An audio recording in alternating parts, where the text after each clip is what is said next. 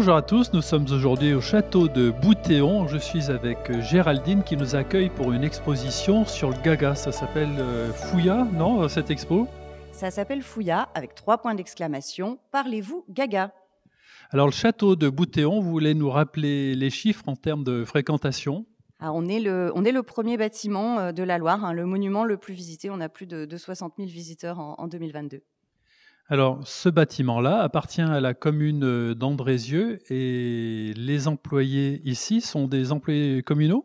Voilà, exactement. La municipalité d'Andrézieux-Bouthéon a racheté le château en 1995. Il est ouvert au public depuis 2006 et c'est valoriser le patrimoine ligérien, c'est sa mission principale.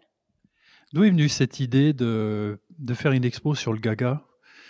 Parce que ici au château, vous voulez d'abord peut-être nous rappeler tout ce qu'il y a à voir ici rapidement avant qu'on parle de l'expo? Oui, alors le patrimoine ligérien au château, c'est exactement ça, c'est la Loire en histoire. On a choisi de raconter l'histoire du Forêt et l'histoire de la Loire d'une façon ludique et d'une façon interactive. Vous allez découvrir ici, autant il y a des portraits qui parlent, vous avez un marinier qui va vous emmener sur un bateau pour une navigation virtuelle sur la Loire, vous avez des aquariums avec les poissons qu'on peut trouver dans la Loire, le fleuve cette fois. Enfin voilà, vous avez à l'intérieur du château 1h30 de visite, vraiment familiale, vraiment adaptée à tous les publics et aux enfants notamment. Puis il y a le jardin. Et puis il y a le jardin bien sûr, on a 12 hectares, on a des animaux, donc il y a une belle balade qui dure elle aussi 1h30. Et là les beaux jours arrivent, c'est le moment de venir voir. Alors parlons de cette expo sur le Gaga. Sur le Gaga, on va prendre l'accent, non pas tout le long parce que ça serait difficile quand même. Alors cette expo, d'où est venue l'idée de la faire à ce moment-là de l'année? Alors, on est aussi sur le patrimoine ligérien et le Gaga, c'est ce qu'on appelle un patrimoine immatériel, patrimoine culturel immatériel. C'est un nom qu'a inventé l'UNESCO pour défendre justement, par exemple, les traditions orales dont le Gaga fait partie.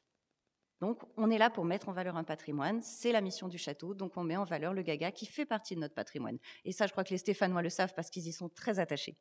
Très attaché, oui. Avec vous, Géraldine, on va faire un petit tour de l'exposition sans tout montrer parce qu'il faut venir effectivement ici. On l'a fait juste avant de prendre la parole maintenant. Alors, c'est un lieu où il faut absolument venir. On va vous donner quelques envies par-ci, par-là. Et tout de suite, on va commencer par quoi, Géraldine? Alors, je pense qu'on va commencer par faire un petit tour et voir 2-3 petites choses, et notamment comment ces expressions, j'ai choisi de les mettre en avant en les imageant, en fait. Alors, les voici, ces panneaux. Donc, on retrouve juste la petite image ici et l'expression qui est en dessous. Il était tout mouillé de chaud. Qui n'a jamais entendu cette expression? On en a d'autres. Écoute-moi voir si c'est pas le camion des Garndous qui passe, là. Voilà, vous avez tout le long de ces petites expressions. Et voilà, c'est comme ça qu'on rigole, on arrive, on regarde. Ah oui, je l'ai déjà entendu. Forcément, tout le monde a déjà entendu ces expressions-là ou les a même utilisées. On a mêlé ensuite forcément un petit peu de didactique, donc on vous explique pourquoi on a choisi de faire une exposition sur le Gaga, une petite lichette d'histoire ici pour vous expliquer le pourquoi du comment aujourd'hui on parle Gaga chez nous. Et puis on a, pour les enfants, parce que le Gaga, c'est Fouilla, c'est une exposition qui se visite en famille. Donc on a ici, pour les enfants, ces petites traductions de l'exposition qui vous permettent d'expliquer à vos enfants ce que vous voyez dans l'exposition. On a bien sûr des objets, donc vous en retrouvez ici quelques-uns. Vous avez les fuvelles, vous avez les boulards, tous des mots qui sont des mots Gaga pour expliquer des choses qu'on utilise tous les jours. Voilà, je vous ai pas mis le son, mais vous avez bien sûr, c'est une exposition sur un parler, donc il fallait qu'on entende le Gaga. Donc dans l'exposition, on a mis des extraits de spectacles de Lily Barbier où vous pourrez vraiment entendre cet accent si caractéristique. Et vous allez pouvoir continuer un petit peu dans toute l'expo à découvrir ce qu'est le parler Gaga, la recette aussi pour bien parler Gaga, donc tous les ingrédients qu'il vous faut. Vous allez pouvoir découvrir énormément d'objets. Vous allez pouvoir découvrir le photogâton qui est ici. Si vous voulez bien regarder, vous allez pouvoir vous prendre en photo, mettre l'expression que vous voulez et publier ça, par exemple, sur les réseaux sociaux. C'est ce petit côté rigolo.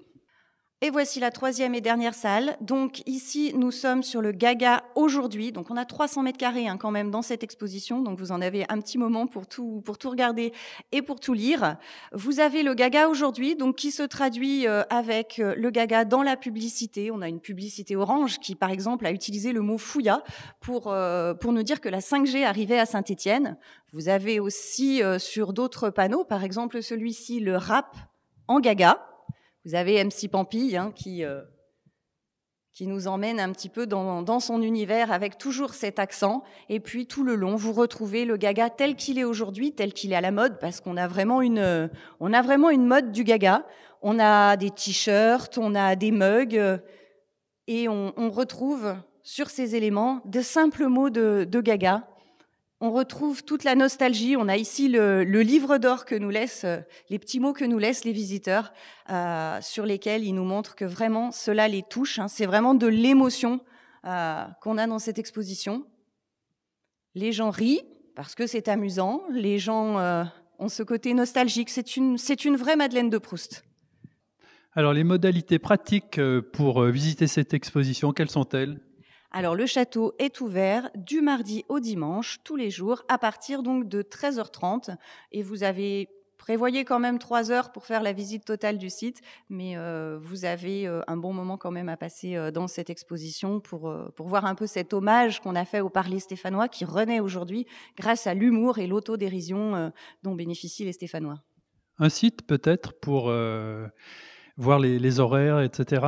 Pour toutes les infos, vous retrouvez l'actualité sur château-boutéon.com. Géraldine, merci de cette visite rapide qui va vous donner envie de venir. Merci à vous. Et puis, rendez-vous une prochaine fois, peut-être pour visiter autre chose dans le château. Il y a plein de choses à découvrir, donc on reviendra. Avec plaisir. Merci beaucoup.